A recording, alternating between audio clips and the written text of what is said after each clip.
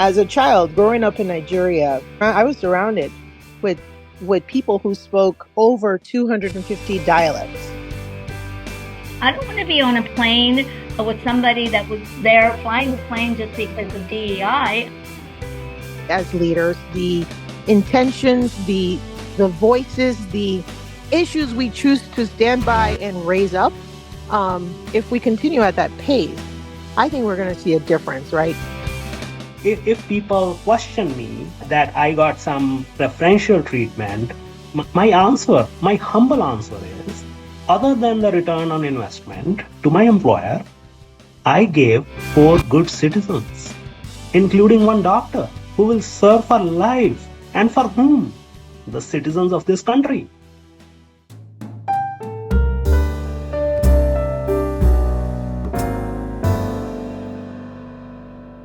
Diversity.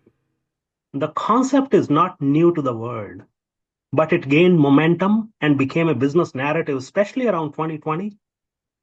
Experts and the data analysts, they both suggest that more diverse organizations are more profitable. Yet, since 2023, many companies announced withdrawal of their diversity and cultural awareness programs. The question is why? We will talk about all of this in our today's podcast on Decoding Diversity. Friends, this is Lakshmikant, the host at Mastergy's Purpose DEI Lab. With me, I have a co-host, Azara Anna from Global Peace Media. And to share some insights and ground level stories, we have a very special guest from Deloitte, Amasadi Ogiamian. Amasadi is a partner in Deloitte's risk and financial advisory practice with over 20 years of experience in finance transformation. She is a seasoned diversity champion and is deeply committed to leadership development, mentoring hundreds of professionals, and actively participating in various industry forums and organizations, including the National MS Society and Deloitte's CFO program. Amasadi, welcome. Thank you, Lakshmi. So let's start with you, Amasadi. So if you can share your story about diversity and your perspective, that would be great. Yeah, certainly. So let me just start really quickly with how I grew up, right? I'm of Nigerian descent. I spent the first 14 years of my life there. And for most people, they just, in America, everyone's Nigerian, one color, one set of people. As a child growing up in Nigeria, I was surrounded with people who spoke over 250 dialects. And at any given point in time of the day, you will run into more than 1, 2, 3, 4, 5, 6, 10 different dialects in a day. In addition, Nigerians are very conscious of their social status. So at any given point in time in the day, you could find yourself in a very affluent neighborhood, or you can find yourself even not 2 minutes later in a very poor neighborhood, right? It's Mm-hmm. the pendulum swings so fast at the extremes. On top of that, I grew up to realize, appreciate, celebrate, accept. I don't even know if there was a decision to accept. It's just, I was just born into difference. And difference was okay. Difference was fine. Difference was what made everybody unique. And so growing up in that kind of a background, and I won't forget the elderly and the importance of incorporating them in day-to-day activity and the family values and so on and so forth. So that was my upbringing. And coming to the US, I came into a little bit of a rude awakening, a significant difference whereby, you know, everything I had just experienced and grew up in America, I was just seen as maybe one color. It was just a color, right? Whereas Mm-hmm. I grew up with no color lines. There was no color lines. If you made it in life, it's because you really, really put in a lot of effort. And if you happen to have very wealthy parents, socially, you were very empathetical to the people who didn't have anything. You knew that at some point in time in your life, you had to give back, help out, do your own bit. So that was my background. And so coming from that lens and coming into the US, and now at the wake of what happened in 2020, I just think the world now sees diversity, equity, or saw diversity, equity, and inclusion very differently, right? It Mm-hmm. took that level of pain and stress and catastrophe and social uprising to bring shed light, bring this very important issue to bear, right? And so the good news of that is a lot of companies responded. I want to also say that somehow maybe COVID had something to do with it as well, because for once in a very long time, we started talking about, social and humanitarian implications and sustainability, right? And Mm-hmm. so when you take all of those things and you add them together, there was something that happened back in 2020 that really triggered a cry for help. And hey, listen, for most part, a lot of organizations stood up to address that. So to me, and I know we're going to get into that. To me, diversity, inclusion, equity, it is a fundamental just appreciation for humanity that each one of us, every single person is different. And that difference has value. And half the time is trying to figure out what's the value of that difference and how do we bring it together in a productive way. Yeah, I also agree. And it's interesting to me that your life mirrors my life in terms of early upbringing. I grew up in a very tiny town of only 200 people in southern Sicily. There was no diversity around me at all. There were strong values of family, faith, friends, and food. And that's what I knew growing up. So imagine as a small child coming to the East Coast of America, total immersion in diversity, right? People of all different races and backgrounds, all of a sudden, it's like, oh my God, it's like the whole world opened up to me. And since that point in time, I understood that the differences of people and races and backgrounds and countries was so valuable because we all have rich cultural history and heritage to bring to the holistic picture of the entire planet. We can each learn and benefit from one another. And I would wish that everyone felt that way, but obviously not everyone feels that way. Look at the strife and crisis on the planet today. So anyone like you, Omesity, that is doing this important work of bringing forth inclusion, diversity, equity onto the planet is an absolutely valuable asset and contribution. So I want to thank you for your work.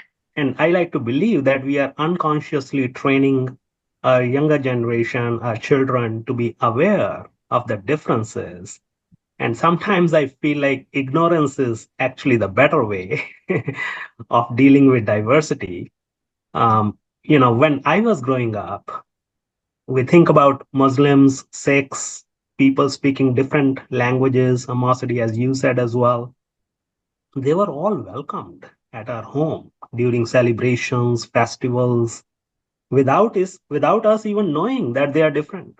So there was no question of discrimination. Coming to Amosity, you, given your experiences with whatever happening since late 2023, the question is why companies are withdrawing these programs. Where is the problem? Where is the gap between what diversity in action should be and what it currently is? Yeah, that's a question that started. So we started seeing signals of companies slowing down, I'd say about a year ago. The global economic implications, I mean, I serve a lot of clients. Most of the time I'm talking to billion-dollar organizations, right? Billion plus plus. It's a privilege, actually. And you're talking to them and you see that they are fundamentally having a problem on in meeting their margins, meeting their goals, and being able to demonstrate how they were good stewards of their resources, right? And whoever is not performing, I might have to either reshape or stop doing or get rid of or whatever. So that's sometimes where it starts, right? So I'll park Mhm. that there just to Yeah. give some context. Because you say, well, who's not performing well? Oh, this diversity team. What are they actually doing? What what precisely have they done? I haven't seen any workshop. I haven't seen any diversity programs. I haven't. They haven't. I and then you so that's on the block, right? That becomes on the block a question like, what is this? What value is this group driving? So then you Mhm. say, okay, well, so that's number one. What's the value that you can tie financial to metrics? The second thing that why we're seeing some of these things, this diversity in action, slow down a bit, is you look at the just even how people are chosen. You know, um, it's very difficult to bring a minority person, someone who's of the minority, to lead the majority with limited resources and limited clarity on how we're going to measure success from the leadership team. That is a challenge, right? Yeah.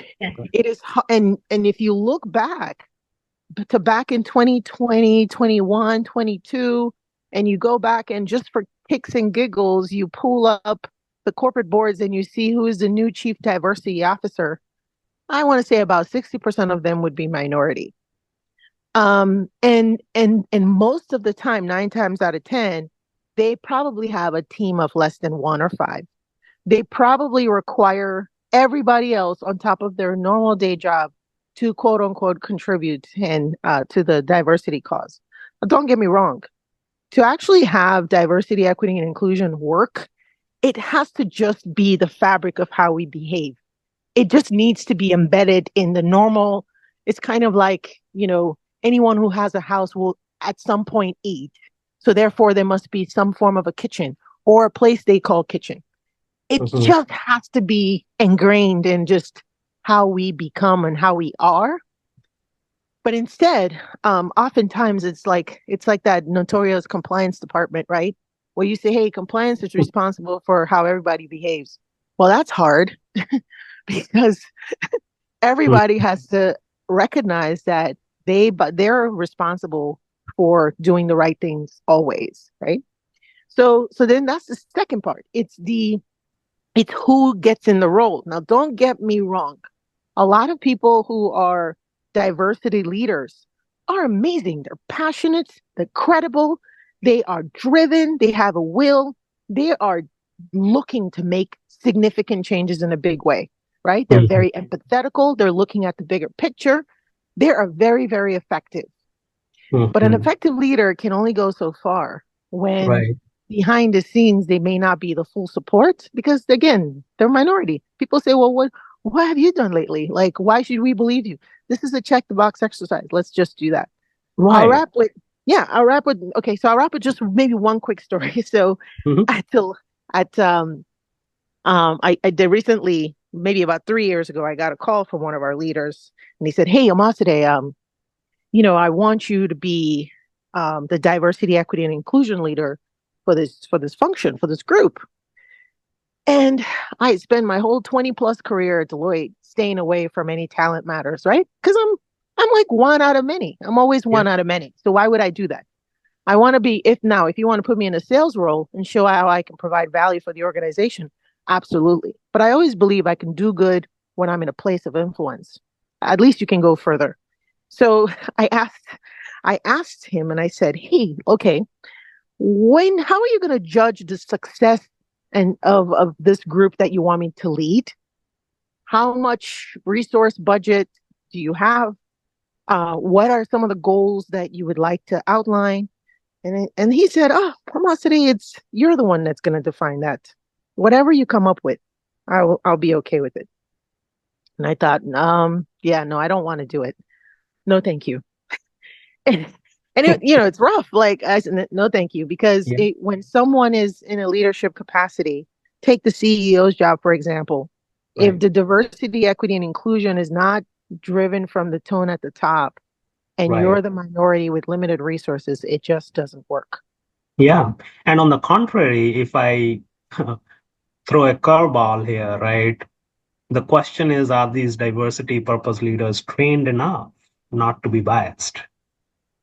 I heard a story from one of the friends recently, and he was talking with one of the diversity officers of a large company, and he was like, I'm just checking the box. I got a leadership position, and it's a good resume building. He was amazed. I was amazed to listen to that story. Who Wow. is appointing these diversity leaders? Do they know what diversity means? To your point, do they know what are the benchmarks and how to set those benchmarks, and what are the performance measures they will evaluate these diversity leaders? Um, I mean, sometimes I like to believe that bottom up approach could also be useful, because the Gen Z, right, they are very aware of these issues, what's going on. They have gone through their childhood and colleges, education around diversity. And what if we all, as you said in the beginning, we bring this concept at home, right? We raise our children in a way that they are ready to take this challenge heads on. They are not dependent on this top down initiative of companies. When they are 30 years old, how will we train them to be aware of these differences? It all starts at home. Mhm. It does start at home, I agree. But then, of course, they go from the home to the larger educational system. And I think that is one of the problems, the inequality of the education system, that not everybody has access to the same resources, obviously, because if we're talking about the disenfranchised communities, the minority communities, they're not going to be trained enough to be able to fill certain roles. So the dilemma becomes for most companies is how are they going to get the best trained people into those roles? And the question that is asked of me always is, oh, well, Azar, we understand inclusion, we understand diversity, but we don't really understand the word equity. Can you explain to me, Azar, what does equity mean in this context? And sometimes, Lakshmi and Yosemite, I'm having a difficulty trying to explain the word equity to people that think, well, I'm all for diversity and inclusion, but if the person is not as well trained, especially in a safety occupation, I don't want to be on a plane with somebody that was there flying the plane just because of DEI. I want to make sure they also are qualified. How do we respond to those people? Hmm. And I'll defer to Amosity to respond as well. But coming back to the basics, Azara, I see um, this all diversity, equity, inclusion. It's a social effort on part of all of us, businesses, schools, anywhere else, to uplift the community who has potential to rise and give back to the community, give I back to agree. the society. Totally Now, agree. yeah, and simply because people look different, they are not able to get the opportunity because of inherent bias. So what we are trying to do here is provide equitable platform to people those are capable. Simply because they look different, they should not be biased out. If I take my example, I was given that opportunity by my employer, and then the question arises, what did I give back? If people question me, that I got some inequitable treatment, or some preferential treatment, my humble answer is, other than the return on investment to my employer, I gave four good citizens, including one doctor who will serve for life, and for whom? The citizens of this country, white, black, or brown. So if all of us take a responsibility to build a better society, I don't think it will be hard to understand these concepts. Wow, you said that so beautifully. And so I naturally don't have any addition, but I'll tell you, Azara, how I explain what equity means, right? In the Okay. most simple way, it's being fair and impartial. And to Lakshmi's point, when I look at my kids, I kind of look at it as a parent. I look at it like raising kids, right? Yes. All my kids are invariably very different. They're all have, so some things are true. The foundation is true. They both all have the same parents, right? Me and my husband. We Yes. all live in the same house. They ate the same thing. Well, maybe some of them were picky, but very invariably we ate the same type of things. They woke up and slept the exact same time, but they are very different. And so my job as a parent is to understand what each of them needs, what is their core strength, and how can I then make that brighter, stronger? Where do they struggle, and then how do you support? But it's doing it fairly, so I'm not overly investing in one and then not investing in the other, right? And so I think take that same view to work. If I have a team of 25 people and I'm always hearing from the same two people, first of all, that would never be my meeting because my meetings are typically successful when I've heard from everybody because I recognize that everybody is bringing something different to the table. So I think at the basic, it's being fair and impartial. Back to the point around, there's been a lot of discrimination in American history, right? Arguably, like if you go back in time, there's been a lot of inequities for a very, very, very long time. And so, how do you then make up, if you will, for this? Now, don't get me wrong. I'm not supporting, let's put the people that are not credible in the seats where we need direction, guidance, and leadership, right?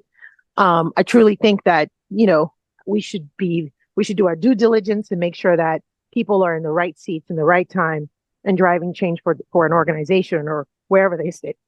So I would say that because of all of the inequities that have been going on for so long, there are times when we have to actually make an impartial decision, a very intentional decision to change the status quo.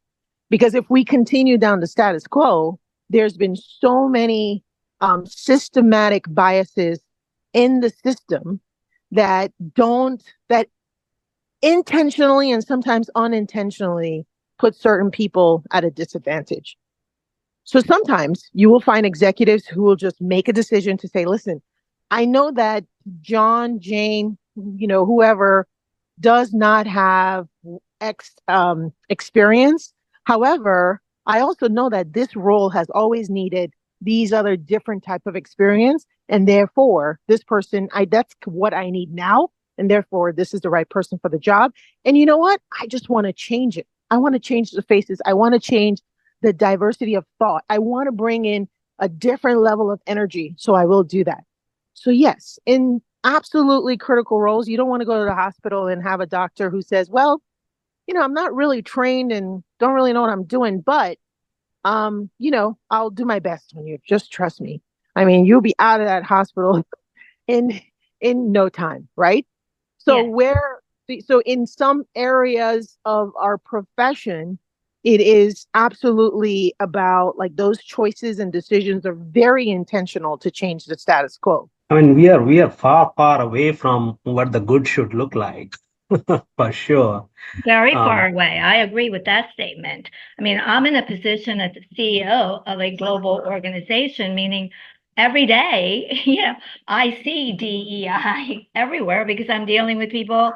Today I'll be dealing with someone from Kenya, another person from India, the other person from Lebanon, et cetera, et cetera. So I get to see the rest of the world and how they are handling this same issue over there, because we've had those conversations. And I've always made it a point in my own organizations, if I have choices between people that act as staff or act as volunteers, not only am I going to choose from the pool in this country because the entire world is evolving, I'm going to choose equally qualified people from diverse communities, global communities. For instance, our editor is in Egypt. The person doing some website is from India. The other one is from Sri Lanka. I mean, it's all over the place. So I have the gift of grace, literally, of being immersed in this entire DEI situation simply by the structure of my organization and my intentional approach to be inclusive, not only nationally, but internationally. And the stereotyping and the unconscious bias, all these are adding to the problem. Often, when people look at me, they tag me that you are a techie or you are a IT person. Nothing bad to be techie or an IT, but it's a stereotype. When we look at someone, almost unconsciously, the first thing we notice is how the person looks like, man or woman, black or white or brown, Asian, Indian, South Indian, North Indian. We keep going. There's no limit. And that brings us to the point that sometimes the majority feels that what did I do bad? Why not me? Why all the minorities consider themselves as marginalized groups, and how about me? What's in it for me? So how do we respond to that question? The statement of, I think we now carry, and I'm including myself in the younger generation. Sorry, Lakshmi, I'm never getting old. Anyway, so mission number one is, be the change that I want to see, right? Remember the things that I went through as a young professional that really challenged me to question who I was and, how I was contributing and why did I want to be a part of this organization. Going back to the story where, one of the leaders asked me to be a D&I leader. And I said, what's the metric and what do you want to accomplish? And they said, that's for you to figure out. I thought it was a little bit, stubborn at the time. I didn't really appreciate the fact that he was actually giving me a platform. And whatever I decided to do with that platform was really up to me, right? So that was another way that I could have looked at the situation. So I took that same job and I said, fine, I'm going to do this job and I'm going to do it well. But you know what I'm going to do this time? Rather than coming up with a program, I'm actually going to give it back to the youngest of our generation. I'm going to give them a wicked problem. And I'm going to say, hey, we're trying to tackle diversity, equity, and inclusion. You're a 20-something-year-old, right? You're a 30-something-year-old. Can you guys come? We will split people up in different groups, and they will be so different. And I want you to try to solve this problem. How would you solve the problem? What would you do? And can I tell you, the feedback that came back to us was shocking, amazing, interesting, and very practical. The fundamental results came back, said, the younger generation said, hey, listen, for us to understand each other better, to understand our differences better, we need to get to know each other more at a fundamental human level. I have a daughter and I have two sons. And it's normal for some people to say, well, girls shouldn't do this, or girls should be in the kitchen and boys should not. And I'm like, what? I am not raising two lazy people that I have to take care of for the rest of my life. You better get up and go to the kitchen. You don't need to be a woman to understand how to make something for yourself to eat, right? So just, it starts by those, all of us, starts by those types of things. It's also going back to school, being a very vocal advocate in school for your kids. Because I live in a community where my kids are 1% Black. I mean, they make up the diversity quota. Let's just put it that way. And I only have 3. So you can imagine the first time we got to this school, they were calling me every other week. Oh, tell me about your children and tell me about this and why did they do that? And first I was upset. And then I said, listen, Amasade, every time something needs to drastically change, sometimes it just doesn't feel good. So maybe they're going through a change trying to understand how to deal here. And you're going through a change trying to break the norm and change the faces of the people in this community. Exactly on point of children, my daughters are pretty much raised in the US, yet they go through the same problems that I went through once. The question is why, right? They are raised in this system. So there is no quality gap or capability gap. They went through the same education system, high schools, colleges. Why they face these issues while getting internships? Why they face these issues while they are on the job?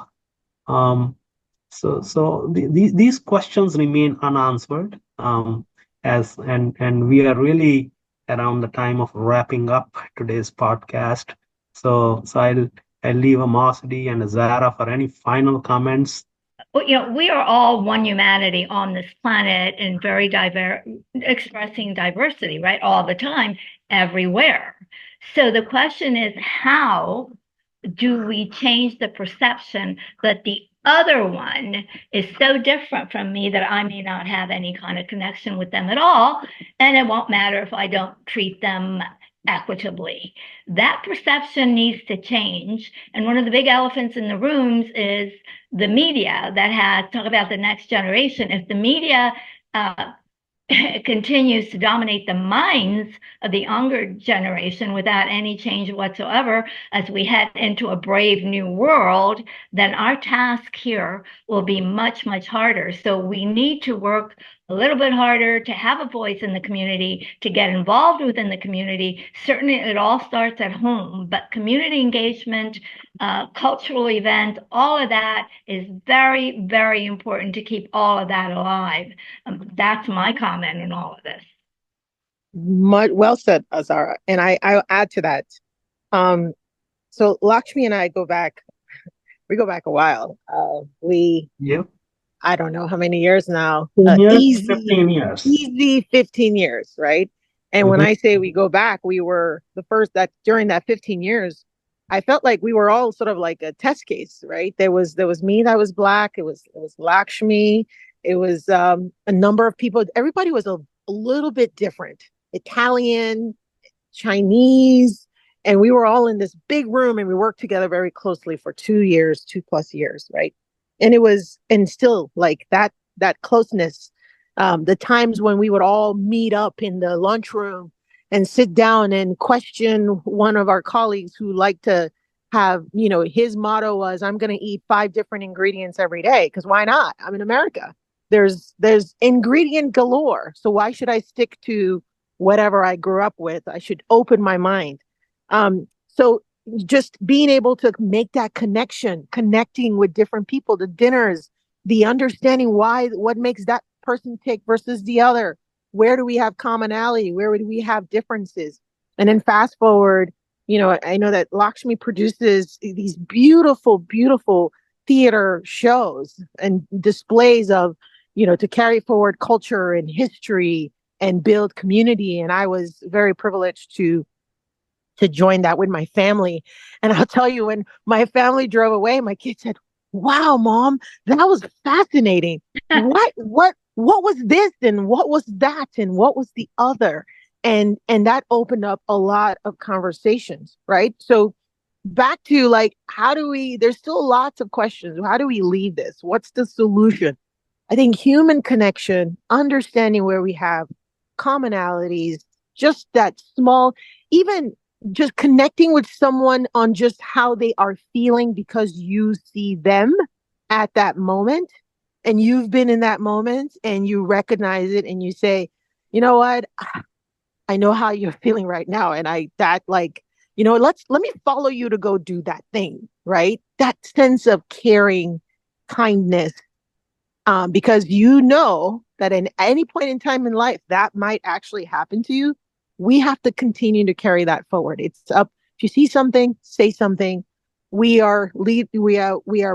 been raised to, and from this call I can tell we all care. We're very passionate, and so we've got to take up a little bit of space in the rooms where it matters to make sure that we're really having a different conversations about these types of things. It's not just about a small program. Let's put a buddy program together. Done. Check the box on diversity.